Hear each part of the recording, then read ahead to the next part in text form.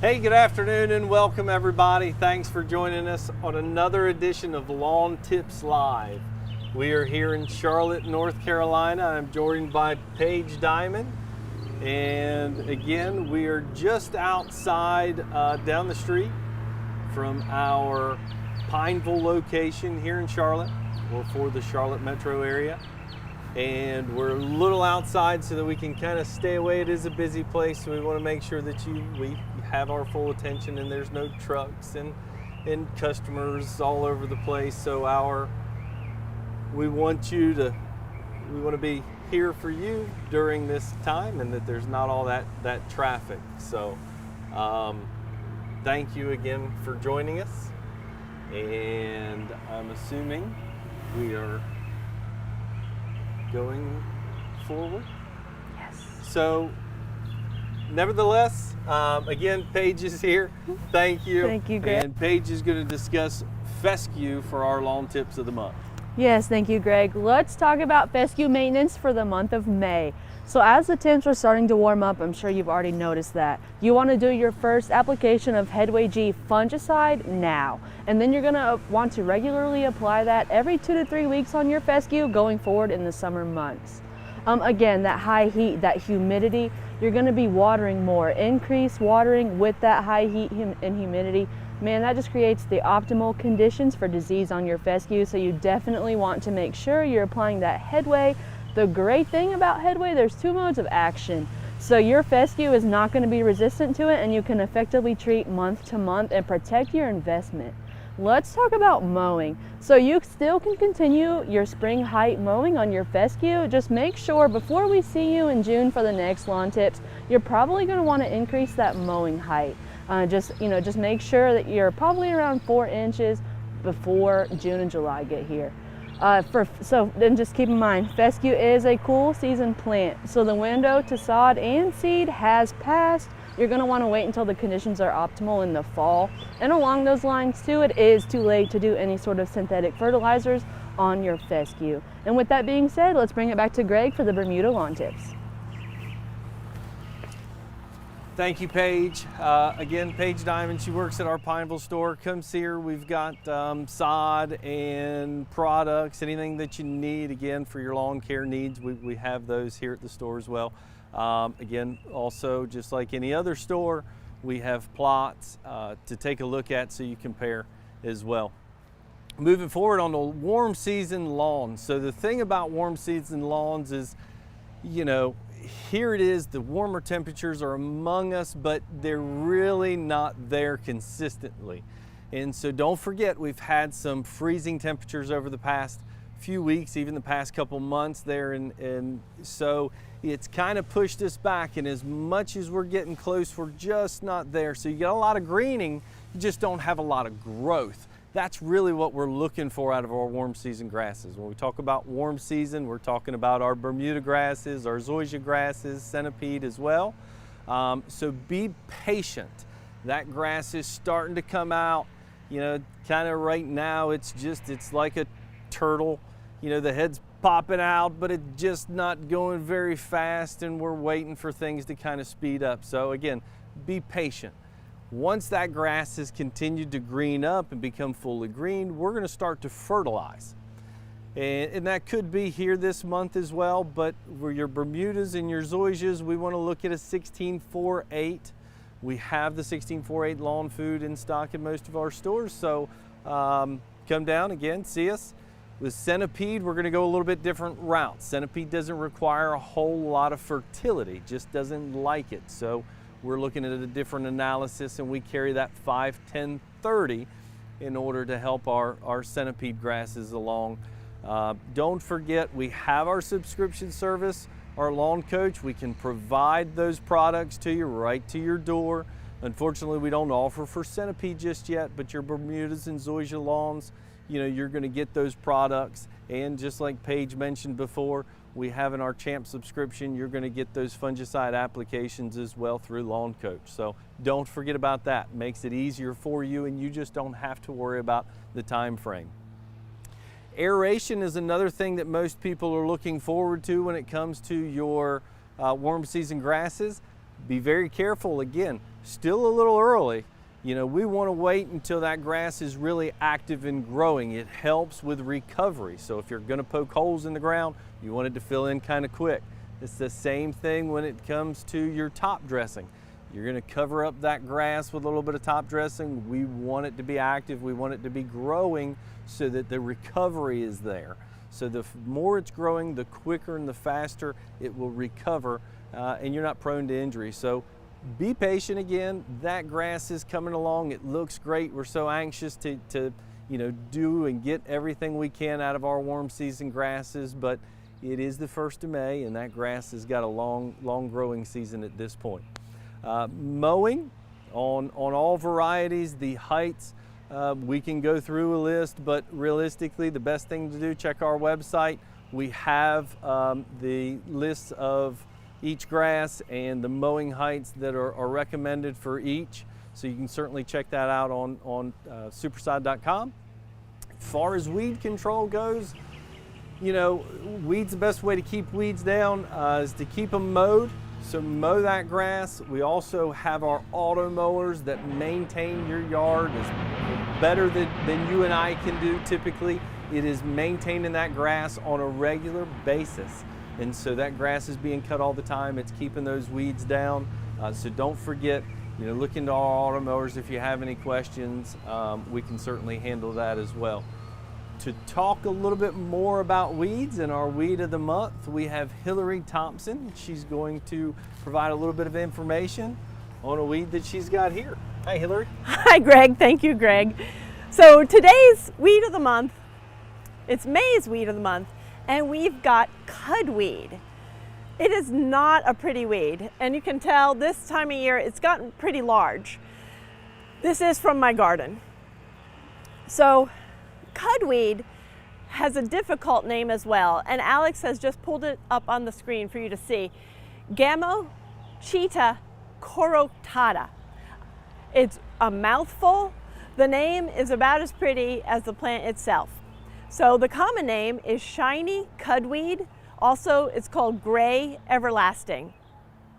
So Gamocheeta corotata is there are a large group of cudweeds. So if you Google cudweed, you're going to come up with a bunch of stuff and possibly even other genera that are not even really related to this group of plants. So there are several cudweeds that are native to North America. This one actually, shiny cudweed, comes up from South America and is very common. So 2 other native cudweeds we have in the Southeast are purple cudweed and wandering cudweed, and also rabbit tobacco. So rabbit tobacco is a completely different genus as well. I think it used to be a Gamocheeta as well. But the taxonomy is super confusing. There have been a lot of name changes. So we wrote a blog, you know, it was in the email, in the May Tips email. So we're going to post this on our blog, and there's going to be links out to other sites, to some of the other related species, so you can look them up for yourself in your quest to figuring out the cudweed group of plants. But I personally think that there are enough similar characteristics that once you just, at the very least, identify it down to the cudweed level, you're doing great. You'll at least know what it is in your lawn or in your garden. And as the years go on and you keep observing the plants, you'll be able to sort it out better for yourself, and especially identify some of the ones that have, well, I'll get into that right now. These flowers, they're super ugly. This plant is in the aster family, but you can't tell that by looking at it. The flowers, the petals are they're almost the same color as the plant. So that an aster, you think of a sunflower, it's got those beautiful yellow, they're called ray flowers, and then in the center there's a disc of the fertile flowers.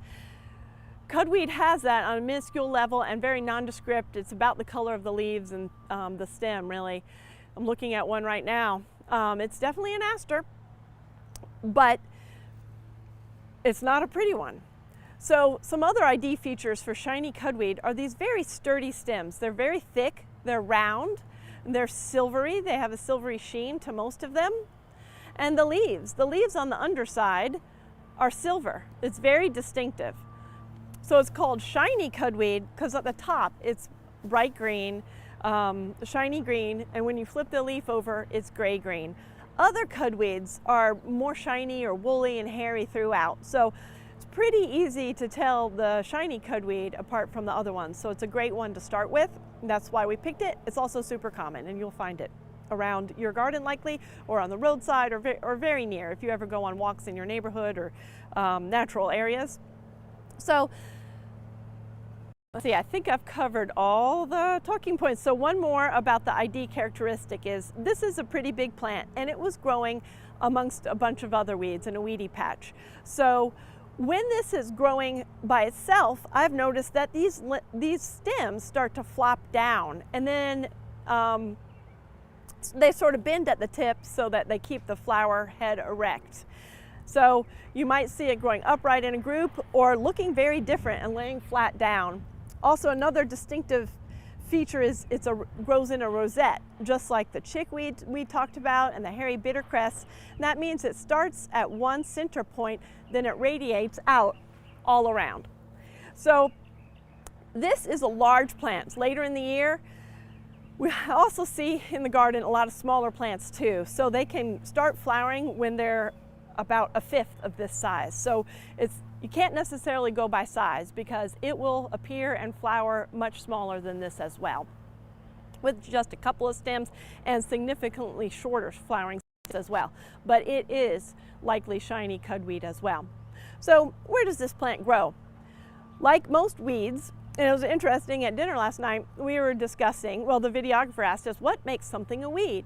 And Paige, whom you just heard from, she said, it's a plant out of place. And that's it. You know, many of our weeds are useful or they're valued by other people, but it's out of place in your lawn. So we're here to help you to get it out of place or get it back in place or just away from your lawn. So this weed loves disturbed soil, just like the other weeds we've talked about the past couple of months. That follow people, human activity around. It's going to love roadsides. It's going to love new homes. It's going to love where you tear up the soil to plant new flower beds or vegetable beds, and also new lawns. It's going to be where the soil is disturbed for utilities put in, or fence lines, or even a new parking place. This plant is going to appear because it likes those disturbed soils.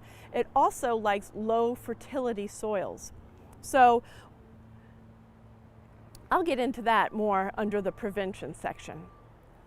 And like all the other weeds we've been talking about, there are some uses or benefits to them. And the hint is in the name, like it has been every month in Weed of the Month. Cudweed. That means that people chew this as chewing gum. And I was dared to do that today, and I'm not accepting that dare. I think this plant is just too ugly for me to try that first time on camera. But I will one day work up the nerve to do it. To me, it's like eating oysters. It's just not something I'm interested in doing. So, but in reading about this plant, I learned that it's an important host plant for the larva for the American lady butterfly. And I'd never heard of that butterfly, but in researching it, you know, I looked it up, I saw this beautiful butterfly.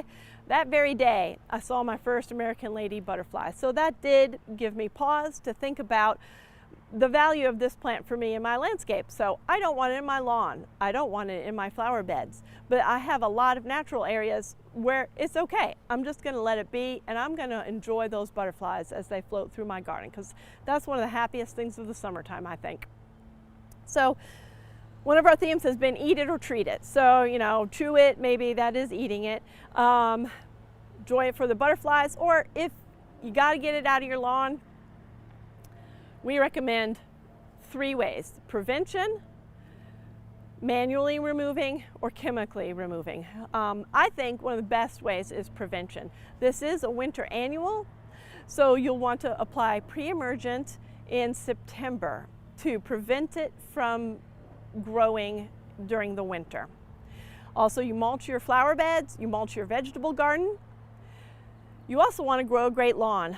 Keep it mowed, keep it fertilized, top dress it with compost. Get a thick lawn where these weeds can't find bare soil and germinate.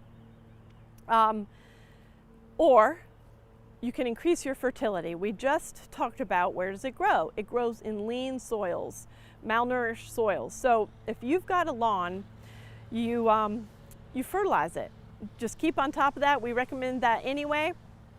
If you have a centipede lawn though, that is not going to be your best way to mitigate this plant. Centipede likes really low fertility. You can damage your centipede lawn, so we recommend mowing or the post-emergent or the pre-emergent as well. Now the second mode is the manual removal, hand weed. When it's small, it's super easy to pull up. This is bigger. I had to get a shovel out to dig this up. For one, I wanted it intact for today. But manual, hand remove, shovel, and mowing. And the third way is the chemical way with the post-emergent. There are many 3-way products or 4-way products that will take care of that. It is it's pretty easy to get rid of. This is real past the time you'd ever want to treat with a chemical. It would just take too much. So I would mow it, and then you've still got plenty of leaves left to treat. But really, you should never see one this big in your lawn. It is way past time to deal with it at that point. You'll see them much smaller. Like I said, the flowers will be about half the size rather. So just remember cudweed and start your cudweed journey of learning about it. And that's a wrap for our weed of the month.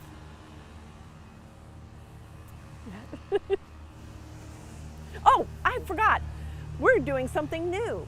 Greg is answering a question live, so I'll leave it to you. So thank you, Hillary. We're gonna go on the on the trend there for the weeds. Thanks for your questions coming in. You know, we've got the opportunity to answer those live, or answer those while you're on as well. But we want to take the opportunity. We've got one that we might think is beneficial to everybody, so we're gonna go ahead and take this opportunity to answer that. Mark had asked the question about pre-emergence in his zoysia grass. Is it a little too late to apply pre-emergent, and is it detrimental to the growth? So it's not going to affect the growth or the greening of your grass by any means.